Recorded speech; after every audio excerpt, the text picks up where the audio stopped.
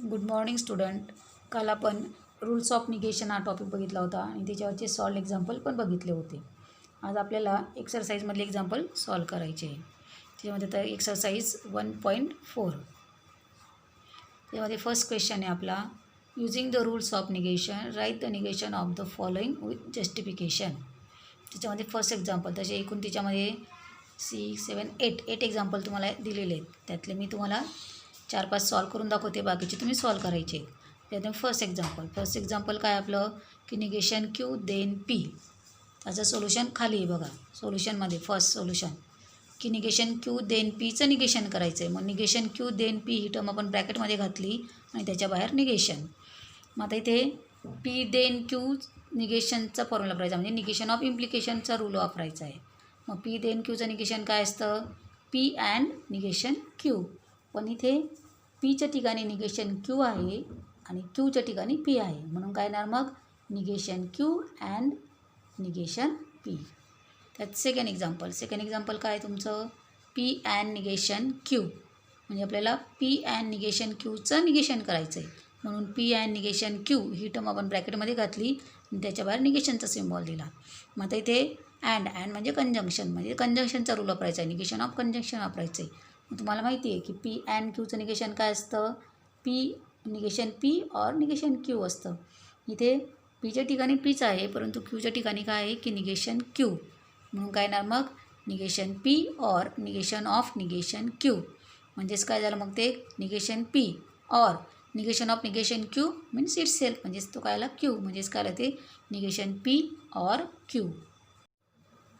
तर third example काय आहे, पी और निगेशन क्यू. मग पी और निगेशन क्यू ही टर्म ब्रॅकेटमध्ये घातली आणि त्याच्या बाहेर निगेशनचा सिम्बॉल दिला. मग इथे और म्हणजे डिसजंक्शन, म्हणजे डिसजंक्शनचा रूल वापरायचा आहे, निगेशन ऑफ डिसजंक्शनचा रूल.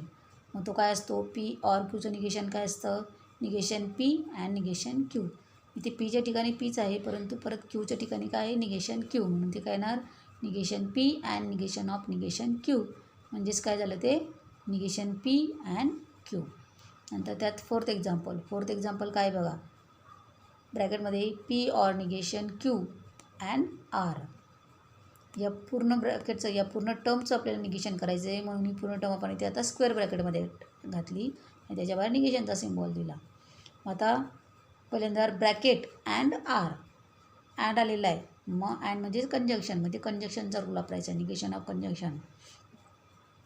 मग पी अँड क्यूचं निगेशन काय असतं की निगेशन पी और निगेशन क्यू.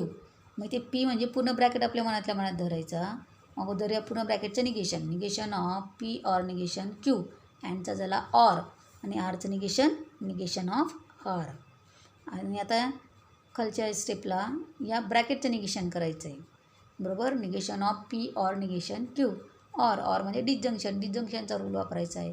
मग ब्रॅकेटचं निगेशन करताना काय येणार, निगेशन पी ऑरचं होणार and negation of negation q, और पुढचं जसंच तसा निगेशन आर जसंच तसा, negation P and negation of negation q, म्हणजे काय झाला तुमचा आला तो क्यू और निगेशन आर. म्हणून दिलेल्या टर्मचं पूर्ण निगेशन काय झालं, निगेशन पी अँड क्यू और निगेशन आर. 5वं आणि 6वं तुम्ही सोडवायचं आहे. मी तुम्हाला आता 7वं आणि 8वं सॉल्व करून दाखवते.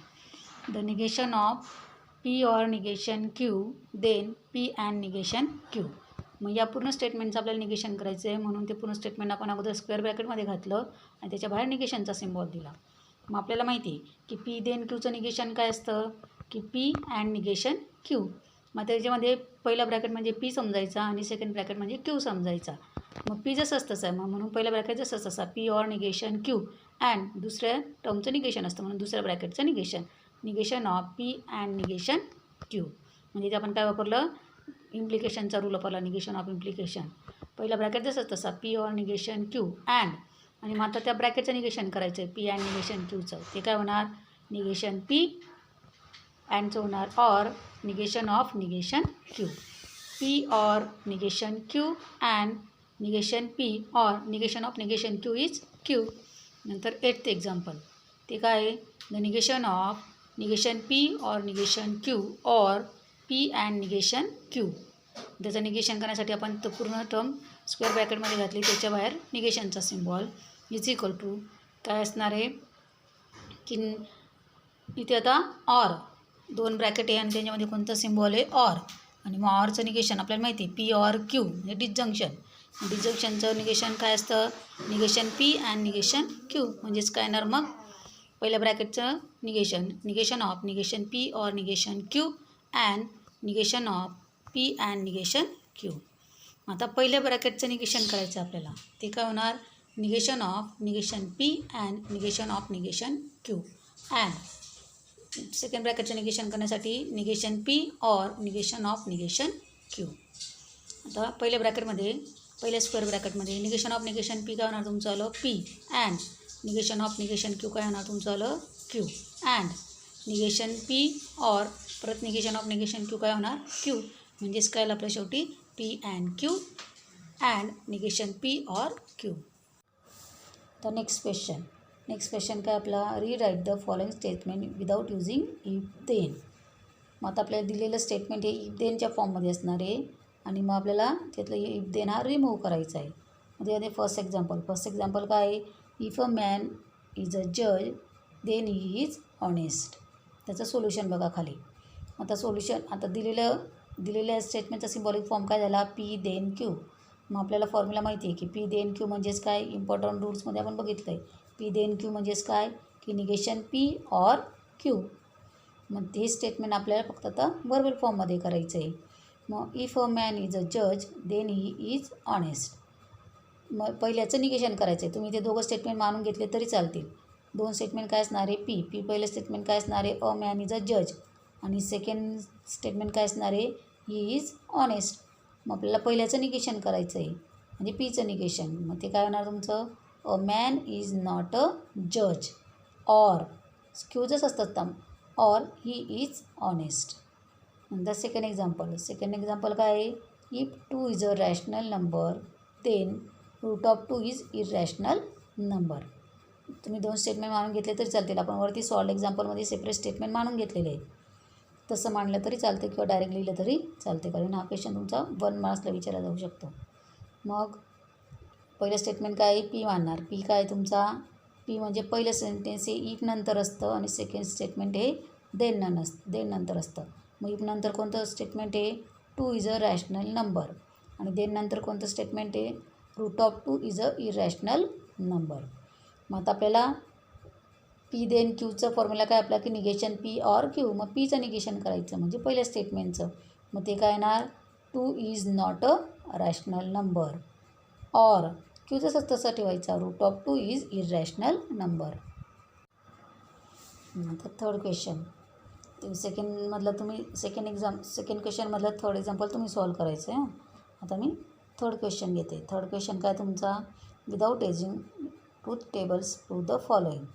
म्हणजे ते first example P if and only Q is equal to P and Q or negation P and negation Q. आता विदाऊट युजिंग ट्रूथ टेबल म्हटले आपण हे ट्रूथ टेबलने पण सॉल्व करू शकतो पण त्यांनी डायरेक्ट म्हटलं की विदाऊट युजिंग ट्रूथ टेबल न वापरता म्हणजे ते काय करावं लागेल आपल्याला तो टेबल वापरावा लागणार आहे. कोणता रूलचा टेबल म्हणजे ते लॉज वापरून आपल्याला हे प्रूव्ह करायचं आहे. मग तर एल एच एस काय आपली P if and only if Q. मग आपल्याला फॉर्म्युला माहिती आहे पी इफ अँड ओनली क्यूचा फॉर्म्युला काय आहे P then Q and Q then P. आता पी देन क्यूचा फॉर्म्युला काय माहिती आहे आपल्याला की निगेशन पी ऑर क्यू. वरती बघितलं होतं आपण negation P or Q and तसंच क्यू देन पी काय येणार मग निगेशन क्यू ऑर पी. आता इथे अँड पण आला आहे आणि ऑर पण आला आहे म्हणजे ते आपल्याला डिस्ट्रीब्युटिव्ह लॉ वापरावा लागणार आहे. मग डिस्ट्रीब्युटिव्ह लॉ काय तुमचा आला की ब्रॅकेट बाहेरील जी टर्म आहे ती ब्रॅकेटमध्ये प्रत्येक टर्मवर अप्लाय करायची. पण इथे 2 टर्म आहे. मग पहिली टर्म आपण त्या सेकंड ब्रॅकेटवर अप्लाय करणार आहे नंतर सेकंड टर्म ही परत सेकंड ब्रॅकेटवर अप्लाय करणार आहे. मग negation P and second bracket जसं तसं काय negation Q or P or आता क्यू अप्लाय करायचं आहे सेकंड टर्म म्हणजे ते काय तुमच्यावाली Q and negation Q or P. आता पहिल्या ब्रॅकेटसाठी आणि सेकंड ब्रॅकेटसाठी स्क्वेअर ब्रॅकेट, पहिला स्क्वेअर ब्रॅकेट आणि दुसरा स्क्वेअर ब्रॅकेट यांच्यासाठी परत आपण डिस्ट्रीब्युटिव्ह लॉ वापरणार आहे की ते जे ब्रॅकेट आहे पहिल्या ब्रॅकेटमधील जो आतला ब्रॅकेट आहे त्या आतल्या ब्रॅकेटच्या बाहेर कोणतं ऑपरेशन आहे की निगेशन पी अँड. मग निगेशन पी अँड हा ब्रॅकेटमधील दोघं टर्मवर अप्लाय करायचा आहे. मग काय येणार की निगेशन पी अँड पहिल्यांदा निगेशन क्यूवर अप्लाय केलं आहे or negation P and P मधला ऑर जसंच तसा. आता सेकंड जो स्क्वेअर ब्रॅकेट आहे त्या स्क्वेअर ब्रॅकेटमध्ये क्यू अँड ब्रॅकेट आहे. मग काय येणार ते क्यू अँड हे अप्लाय करायचं आहे Q and negation Q or Q and P. आता पहिला जो ब्रॅकेट आहे की negation P and negation Q त्यातलं पहिले स्क्वेअर ब्रॅकेटमध्ये पहिला ब्रॅकेट जसंच तसाच ठेवणार negation P and negation Q or. पण सेकंड ब्रॅकेट आहे सेकंड ब्रॅकेटमध्ये काय आहे की निगेशन पी अँड पी. मग इथे आपल्याला कॉम्प्लिमेंट लॉ माहिती आहे की निगेशन पी अँड पी काय होतं तुमचावाला यफ म्हणून तिथे काय झालेलं आहे ऑर यफ. तसंच मधला ऑर जसं तसा सेकंड जो स्क्वेअर ब्रॅकेट आहे त्याच्यामध्ये पहिल्या ब्रॅकेटमध्ये काय आलेलं आहे क्यू अँड निगेशन क्यू. मग तोच complement law q and negation Q काय होणार तुमचं आलं Q and Q and negation Q काय होणार तुमचं आलं यफ ऑर. मग सेकंड ब्रॅकेट तुमचा क्यू अँड पी तसंच तसा. नंतर निगेशन पी पहिला bracket negation P and negation q जसंच तसा ऑर. आता यफ ऑर यफ आहे ना मग तुमचा आयडेंटिटी लॉ का सांगतो की पी ऑर यफ काय होतं तुमचं आलं पी. मग पहिल्या स्क्वेअर ब्रॅकेटमध्ये negation P and negation Q or F आहे म्हणून काय होणार ते negation P and negation Q. तसंच सेकंड ब्रॅकेटमध्ये F or Q and P मग ते काय होणार तुमचं आलं क्यू अँड पी. म्हणजेच काय आलं शेवटी negation P and negation Q or p and q. आता आपल्या आर एच एसमध्ये पी अँड क्यू हा ब्रॅकेट अगोदर आहे. मग आपण कम्युटेटिव्ह लॉ वापरून पी अँड क्यू हा ब्रॅकेट अगोदर घेतला आणि मग ऑर सेकंड ब्रॅकेट घेतला negation P and negation q. आली आपली R H S is equal to R H S. आता सेकंड एक्झाम्पल काय आहे त्याची एल एच एस काय तुमची P or Q and P or negation q. मग दोघं ब्रॅकेटमध्ये बघा पी ऑर आहे पहिल्या ब्रॅकेटमध्ये पण आणि दुसऱ्या ब्रॅकेटमध्ये पण पी ऑर आहे. मग पी ऑर हा बाहेर काढला मग उरलं काय पहिल्या ब्रॅकेटमधलं क्यू अँड सेकंड ब्रॅकेटमधलं उरला तुमचा निगेशन क्यू. म्हणजे डिस्ट्रीब्युटिव्ह लॉ आपण इथे उलटा वापरलेला आहे. पी ऑर मग क्यू अँड निगेशन क्यू काय होतं तुमचं आलं यफ. मग काय आलं ते पी ऑर यफ आणि P or F identity law काय सांगतो मग P or F is P. त्यानंतर थर्ड एक्झाम्पलची एल एच एस काय तुमची P and Q or negation P and Q or p and negation q. मग डिस्ट्रीब्युटिव्ह लॉ वापरायचा आपल्याला की P or negation P and Q म्हणजे क्यू अँड हा तुम्ही अगोदर घेतला असता तरी चाललं असतं. क्यू अँड कॉमन आहे ना मग क्यू अँड बाहेर घेतला आणि मग काय उरणार आहे ब्रॅकेटमध्ये तुमचं पी ऑर निगेशन पी आणि ते अगोदर पी ऑर निगेशन पी दिलेलं आहे आणि अँड क्यू हा बाहेर काढलेला आहे. ऑर थर्ड ब्रॅकेट जसं तसा पी अँड निगेशन क्यू. मग आता पहिल्या ब्रॅकेटमध्ये P or negation P complement law P or negation P काय असतो T and Q or second bracket जसं तसा पी अँड निगेशन क्यू. तसंच फर्स्ट ब्रॅकेटमधला T and Q identity law T and क्यूचं काय होतं तुमचं आलं क्यू ऑर सेकंड ब्रॅकेट जसं तसा पी अँड निगेशन क्यू. मग ते डिस्ट्रीब्युटिव्ह लॉ वापरायचा आहे. क्यू ऑर ही टर्म ब्रॅकेटमध्ये प्रत्येक टर्मवर अप्लाय करायची. मग ती काय होणार Q or p and Q or negation Q. Q or p and आणि क्यू ऑर निगेशन क्यू काय होणार कॉम्प्लिमेंट आयडेंटिटी लॉचा टी आणि P Q or p and T आणि मग म्हणजे ते आयडेंटिटी लॉ काय पी अँड टी काय असतं पी म्हणून ते काय मिळावं शेवटी तुमचं आलं क्यू ऑर पी. फोर्थ एक्झाम्पलची एल एच एस काय आहे की negation of P or negation Q then P and negation Q. आता स्क्वेअर ब्रॅकेटमध्ये दोन ब्रॅकेट आहे आणि त्या दोघं ब्रॅकेटमध्ये कोणती प्रोसेस आहे देन. मग आपल्याला माहिती आहे की पी देन क्यू म्हणजे काय असतं तुमचं आलं की पी अँड निगेशन क्यू असतं. मग ते पी म्हणजे पहिल्या ब्रॅकेट समजायचं आहे आणि क्यू म्हणजे सेकंड ब्रॅकेट समजायचं आहे. पहिल्या ब्रॅकेट जसंच तसं येणार काय P or negation Q and म्हणजे सेकंड टर्मचं निगेशन म्हणजे सेकंड ब्रॅकेटचं negation of P and negation Q. पहिल्या ब्रॅकेट जसंच तसा P or negation Q and आणि मग आता सेकंड ब्रॅकेटचं निगेशन करायचं आहे. मग तिथे कंजंक्शन अँड म्हणून निगेशन ऑफ कंजंक्शनचा रूल वापरायचा आहे. मग काय येणार negation P or negation of negation q. P or negation Q and negation P or negation of negation Q काय येणार तुमचं आला क्यू.